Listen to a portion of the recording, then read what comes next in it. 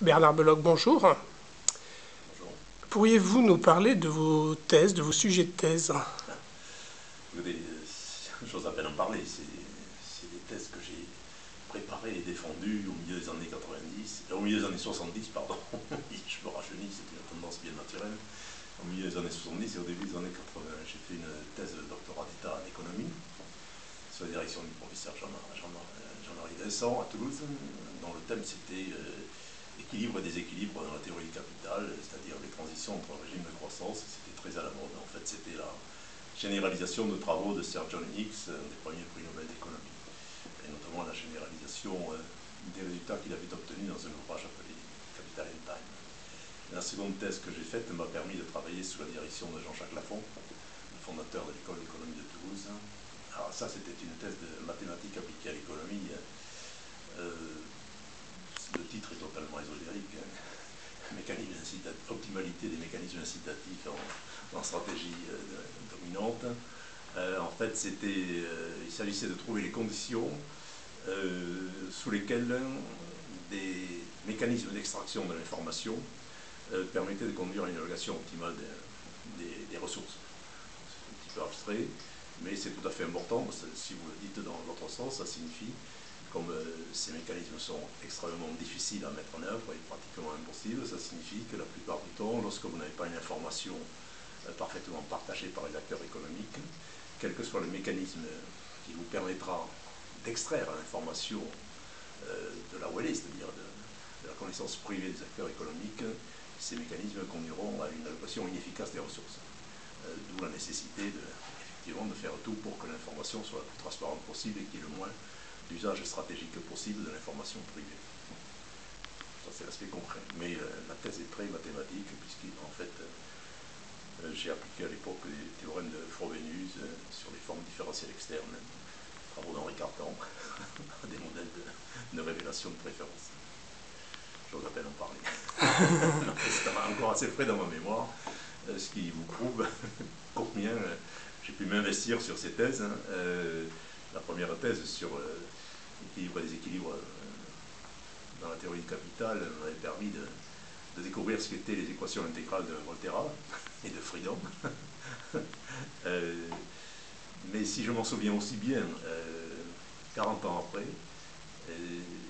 ça prouve que le travail de thèse et le travail de recherche est un travail dans lequel vous devez vous investir totalement, qui vous apprend la persévérance, sinon vous n'aboutissez à rien, la rigueur, parce que vous êtes sans arrêt jugé par vos pairs et que si vous essayez de franchir le pas de la non-rigueur, d'obtenir un résultat pas rigoureusement démontré, il y a toujours quelqu'un qui lèvera le doigt pour vous dire ça c'est faux.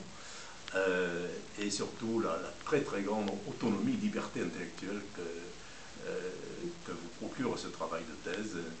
Vous êtes face à un sujet, vous êtes face à une bibliographie, vous êtes face à votre feuille de papier à l'époque, maintenant à l'écran de l'ordinateur, et puis libre à vous de réussir ou d'échouer, tout dépend de vous.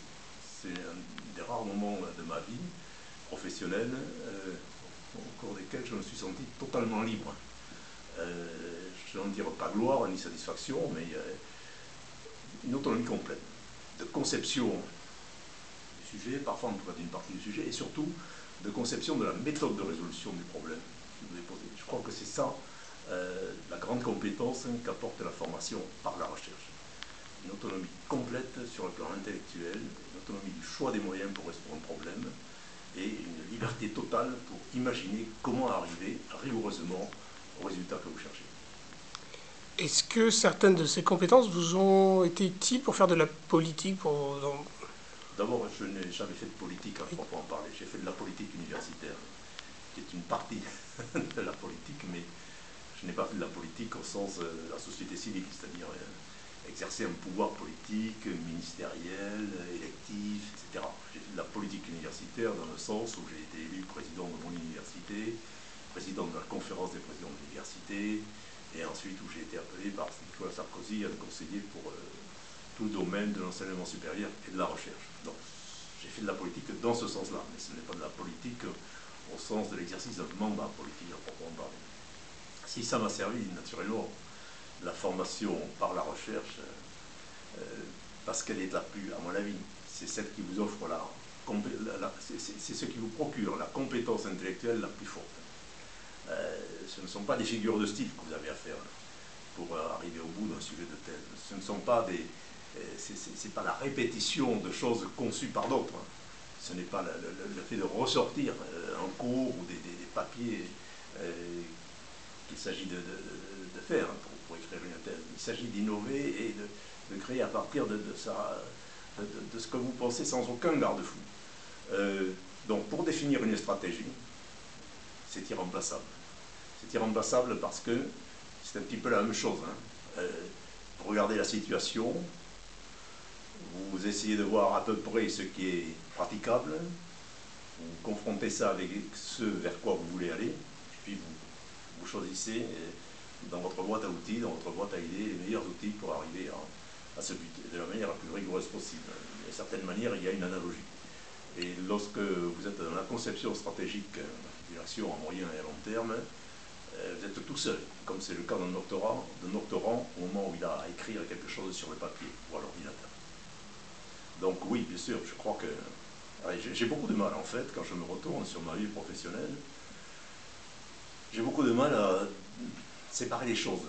Mais je crois que la formation par la recherche que j'ai reçue, le fait de côtoyer de grands scientifiques, notamment comme Jean-Jacques Lafont, je dis bien formation par la recherche, parce que j'ai eu une carrière davantage de professeur et de gestionnaire du système universitaire que de chercheur à proprement parler, mais la formation que j'ai reçue est une formation par la recherche. Sinon, à la recherche, dans ce sens-là, je pense que si je ne l'avais pas eu, je n'aurais pas, je ne sais pas dire réussir, ce serait la flagornerie, mais je n'aurais pas exercé les différentes responsabilités qui m'ont été confiées d'une manière qui, me semble-t-il, on peut toujours polémiquer sur mon passage au cabinet de Nicolas Sarkozy, là c'est la polémique politique, mais les collègues, les personnels Viatos, les étudiants qui m'ont élu président de l'université, les collègues qui m'ont élu président de la conférence des présidents de l'université, les collègues que j'ai eus au sein du ministère des Affaires étrangères lorsque j'étais conseiller diplomatique, je pense que je n'ai jamais entendu en tout cas de collègues se plaindre dramatiquement de ce que je pouvais faire. Et je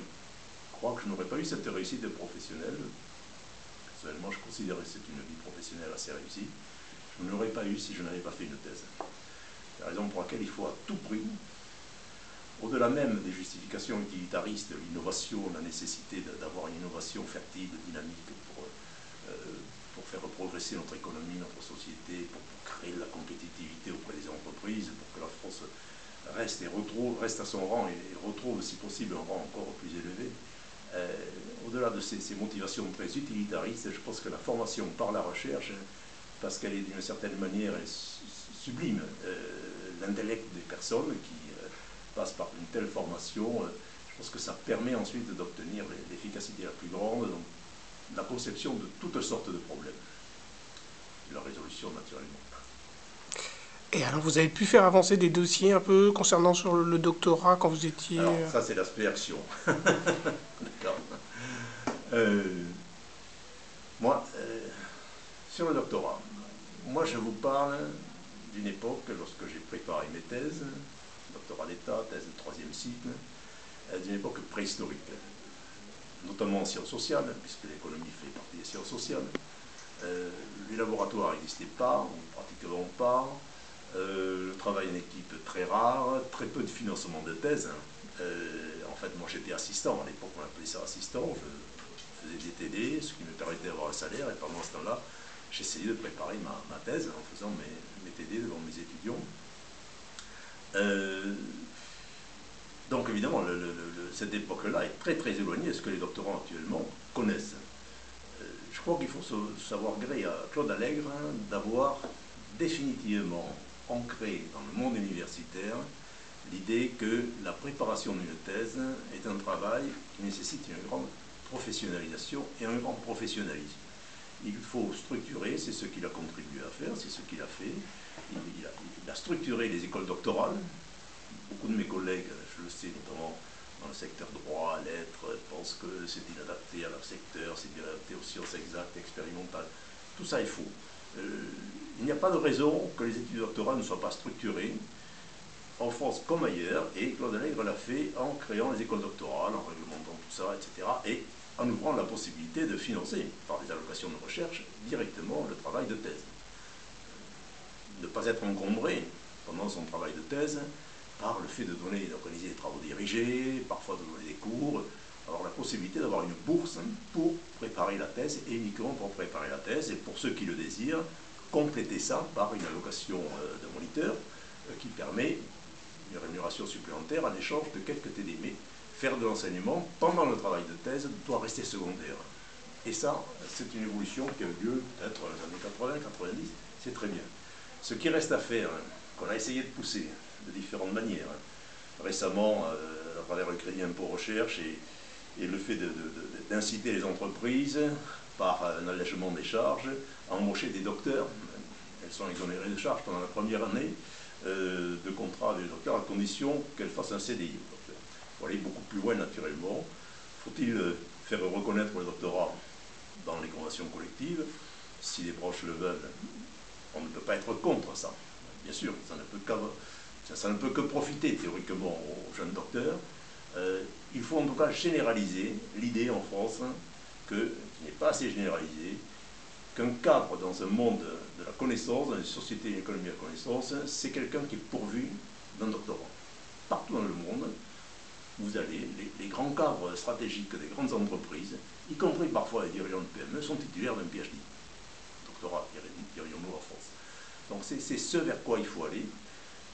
À cause de l'innovation, comme je l'ai dit, parce que ça facilite évidemment la culture de l'innovation et ça facilite également la mise en œuvre d'innovation, mais aussi parce que la formation par la recherche vous forme intellectuellement à un monde qui est à la fois très concurrentiel, à un monde où il faut sans arrêt imaginer de nouvelles solutions, à un monde dans lequel il faut faire preuve de rigueur et de persévérance. Cette formation est irremplaçable. Alors je pense qu'il faut... Les entreprises françaises sont un petit peu frileuses, il faut bien le dire là-dessus.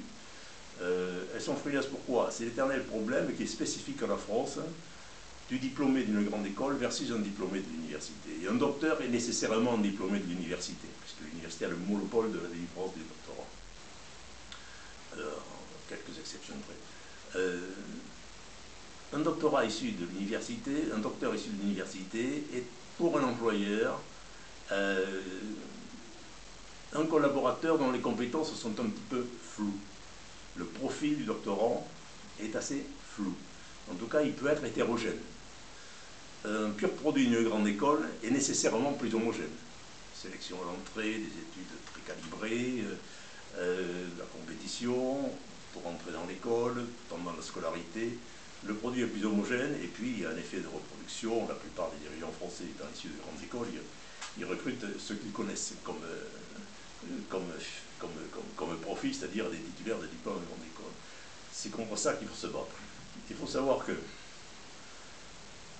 l'organisation plus rationnelle des études doctorales en France, avec la création des écoles doctorales, avec le financement des thèses, le niveau de la recherche scientifique en France, dans la plupart des secteurs, même si c'est assez hétérogène en sciences humaines et sciences sociales, fait que autant on peut être sceptique sur l'hétérogénéité des compétences conférées par un diplôme de licence, autant on est à peu près sûr qu'un étudiant qui est arrivé au bout de sa thèse, au niveau doctorat, ses compétences sont là au rendez-vous. Il a de grandes qualités intellectuelles, des qualités de rigueur, des qualités de persévérance et des qualités d'autonomie. Parce qu'être autonome pour un collaborateur d'une entreprise, c'est un atout dans un monde très concurrentiel, qui est le monde dans lequel vivent la plupart des entreprises. Si vous n'êtes pas un imaginatif, si vous n'avez aucune autonomie intellectuelle, vous allez être toujours un suiveur, un follower. C'est pas ça qui fera de vous un leader sur un marché. C'est pas ça qui fera que vous allez gagner des parts de marché. Il faut être plus imaginatif que le concurrent pour aller gagner sur un marché des parts que vous n'aviez pas auparavant. Et ça, la formation par la recherche, indépendamment, je disais tout à l'heure, du fait que si vous avez un service de R&D dans votre entreprise, évidemment, vous avez besoin de docteurs qui sont les vrais professionnels de la recherche.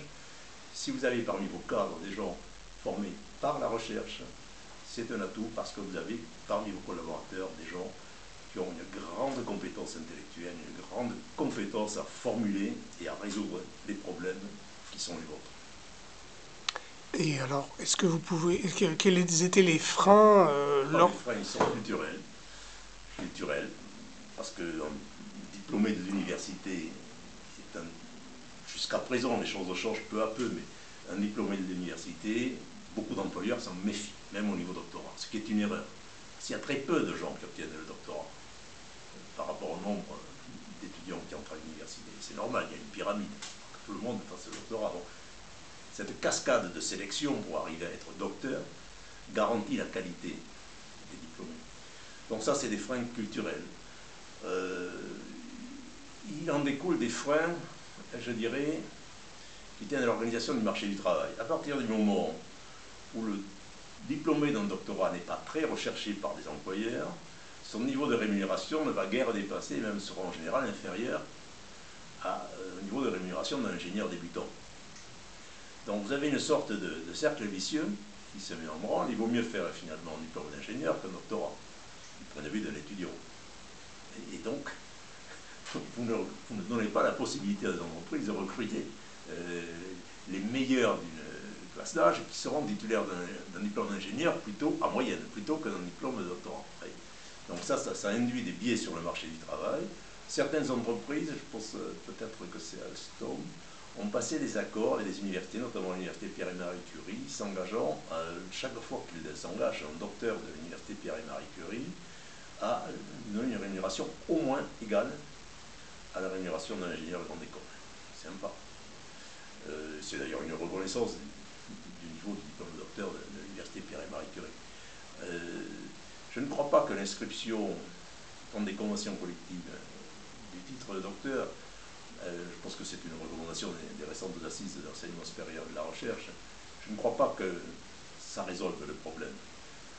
Ça ne peut pas trop l'aggraver, mais ça ne le résoudra pas, parce que ça crée d'un côté un plus, on est docteur, donc on va être reconnu comme étant au moins au niveau ingénieur, etc., y compris en termes de rémunération, mais le moins, c'est que, par miracle, vous ne réduisez pas le flou sur le profil du diplômé. Donc ça crée peut-être, mais par contre, avec la convention collective, l'inscription du doctorat dans la convention collective, vous allez être obligé de rémunérer le docteur, au moins au même niveau que l'ingénieur, et certainement plus.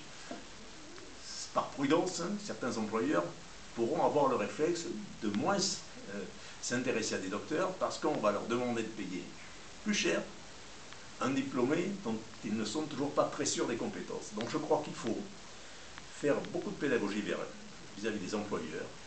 Il faut non pas que les doctorants en fassent des stages dans l'entreprise. Un doctorant, il est là pour faire sa thèse, il n'est pas là pour faire des stages dans l'entreprise. J'allais dire l'inverse. Il faut inviter des cadres d'entreprise dans des laboratoires pour leur montrer le travail, l'exigence intellectuelle, l'effort intellectuel que fournissent les doctorants sous la direction de leurs directeurs de thèse et directeurs de laboratoire. C'est ça qu'il faut faire. Il faut familiariser, il faut acculturer ces deux mondes. On n'a pas trop mal réussi à le faire au niveau de diplômes comme le master, qui maintenant est un diplôme que les professionnels commencent à connaître, à bien connaître. Et certaines universités s'en sortent fort bien en termes d'insertion, de niveau d'insertion de leurs diplômés.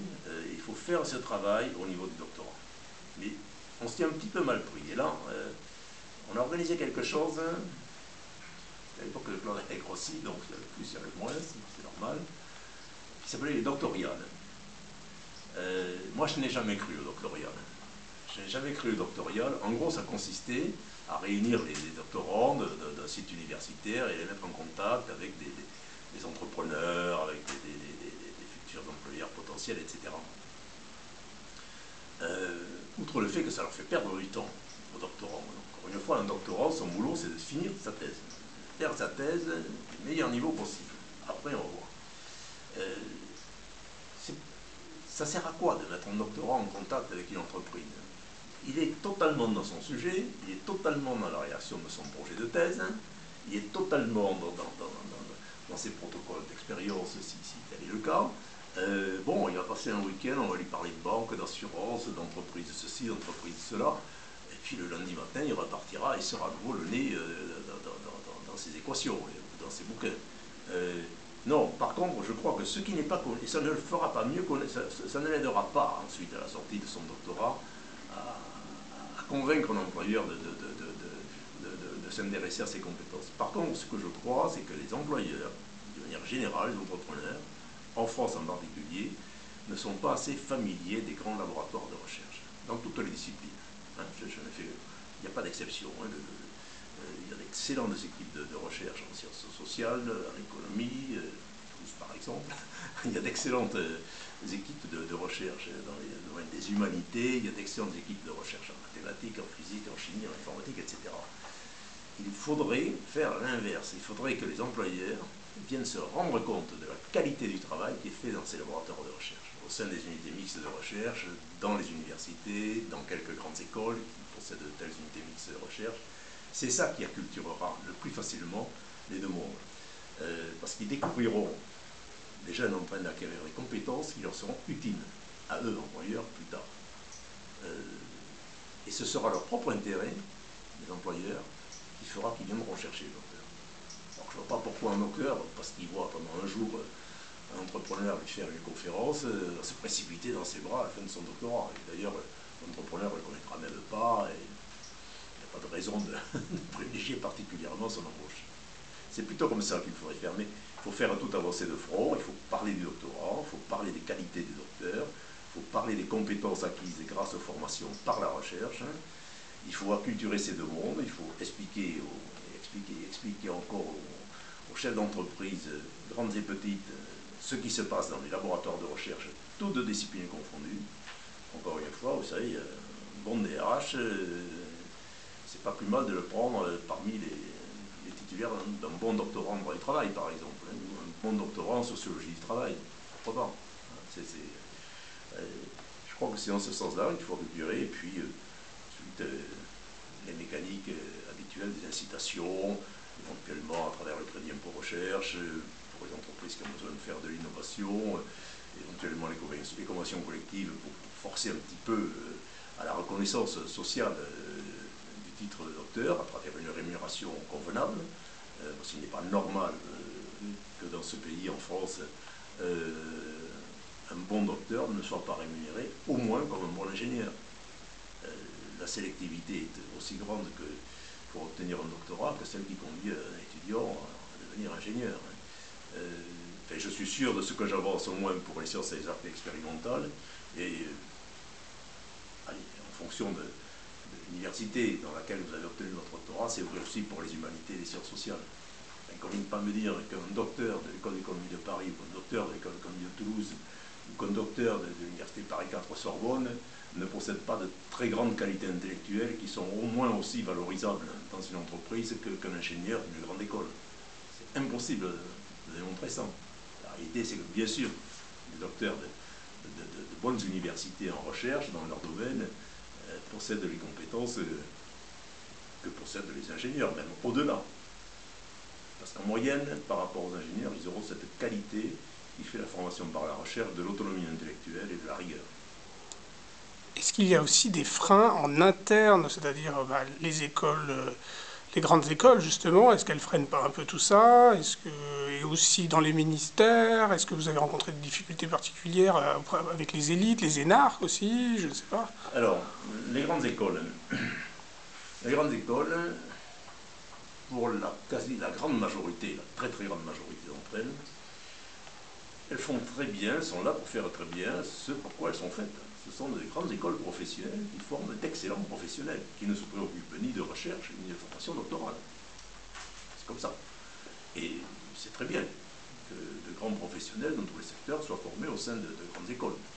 C'est très bien. Quelques grandes écoles font de la recherche, la font très bien, et produisent de très bons doctorats. Là, effectivement, je ne sais pas, être docteur de l'école polytechnique, être docteur de l'école centrale, être docteur d'HEC, c'est un double plus. Parce que là, on a le label HEC et la qualité d'être docteur.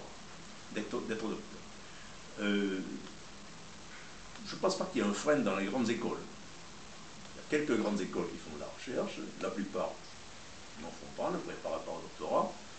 La situation, il ne s'agit pas de demander à toutes les grandes écoles de faire de la recherche et de préparer le doctorat, ce serait une erreur. Le doctorat, c'est dans les universités, c'est des études longues, il faut substrat culturel, historique. Par contre, vous faites allusion à l'ENA. On a un vrai problème en France, effectivement, dans la formation des élites. Ce n'est pas les personnes que je critique, mais les élites politiques et une grande partie des élites économiques, la parce qu'elles sont issues du même moule, n'ont jamais vu, ni de près ni de loin, une activité de recherche au sein d'un laboratoire, dans aucune discipline. Ça, c'est un vrai problème. Dans les autres pays européens, l'Allemagne, la Grande-Bretagne, ne parlons pas des États-Unis, la Chine maintenant, de très nombreux et de plus en plus souvent, les dirigeants politiques et économiques sont titulaires d'un PhD, un doctorat, ou au moins ont fait leurs études dans une université où la recherche est une vraie valeur. Donc ils savent qu'au-dessus de tout, il y a l'activité de recherche et donc le diplôme qui la couronne, en termes de formation, le doctorat. En France, ce n'est pas le cas. L'ENA est une excellente école d'administration. Ils forment d'excellents administrateurs. La qualité des services publics, la qualité du fonctionnement de l'État français, quoi qu'on en dise, quoi qu'on en pense, lorsqu'on voyage à l'étranger, on s'en rend compte, prouve que l'ENA forme d'excellents administrateurs. Mais dans un monde où l'innovation, où la capacité d'imaginer, de créer des solutions à des problèmes sans cesse nouveaux, de trouver les bonnes solutions à des problèmes sans cesse nouveaux, qui se posent à vous, que vous le vouliez ou non, et que vous êtes obligé de résoudre la manière la plus efficace possible, parce que sinon votre concurrent le fera et vous allez perdre face à lui, c'est vraiment un handicap d'avoir des élites qui ne savent pas ce qu'est la recherche. Moi, je l'ai vécu très souvent dans ma carrière professionnelle, je l'ai vécu à l'Élysée. De très très beaux esprits, très très bien formés, très brillants, très cultivés, n'ayant pas la moindre idée, enfin, c'était pas au cabinet de Nicolas Sarkozy spécial, mais je voyais les gens dans les autres cabinets, n'avaient pas la moindre idée de ce qui se passait dans un laboratoire de recherche, à quoi ça pouvait servir. Je ne vais pas trop citer d'exemples parce que ce serait déplaisant, mais sur certains sujets de recherche, je ne sais pas, le super accélérateur de Genève, le Large Hadron Collider, où on a découvert le boson de Higgs, combien de hauts fonctionnaires n'ai-je pas rencontré qui me disaient mais ça sert à rien, c'est de l'argent gaspillé, on n'a rien à faire. C'est juste hallucinant. C'est les progrès à l'imagerie médicale, les progrès en calcul informatique, les progrès en toutes sortes de technologies de pointe qui ont pu être réalisés grâce à ce super accélérateur. Ces progrès sont prodigieux. Alors bien sûr, la connaissance pure, l'existence ou non du boson de Higgs, peut sembler inutile, mais à ce moment-là, c'est dire que la vie, que l'humanité est inutile. Je ne vois pas comment on peut dire qu'un progrès dans une connaissance est inutile. L'humanité, l'homme est inutile à ce moment-là. Ça revient à dire ça, c'est complètement fou.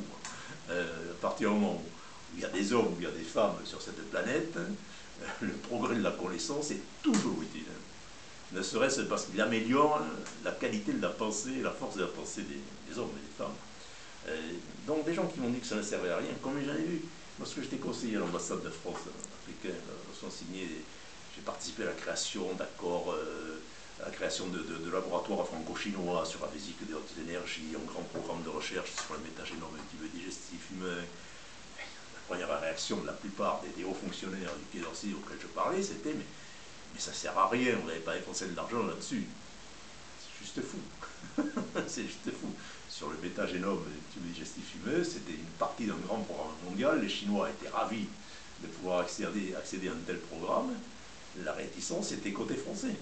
Heureusement qu'il y avait des gens comme Jacqueline Lecourtier, Marion Guillou qui poussaient à la roue, on a pu le faire.